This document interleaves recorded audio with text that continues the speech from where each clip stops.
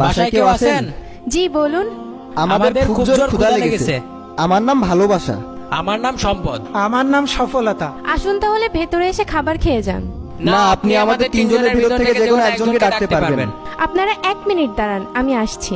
শুনছেন, বাইরে 3 জন লোক এসেছে, ভালোবাসা, সম্পদ আর সফলতা। ওনারা খাবার খেতে চায়, নিয়ে আসো তাহলে।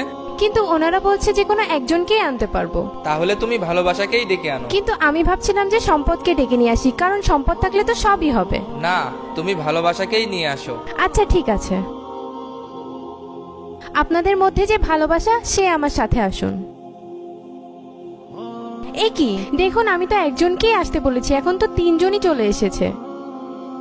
যদি আমরা সম্পদ আর সফলতাকে ডাকতাম তাহলে ওরা কেউ আসতো না। যেহেতু আমরা ভালোবাসাকে ডেকেছি তাই ওরা সবাই এসেছে, কারণ ভালোবাসা থাকলে সফলতা আসবে, আর সফলতা আসলে সম্পদ এমনিতেই আসবে।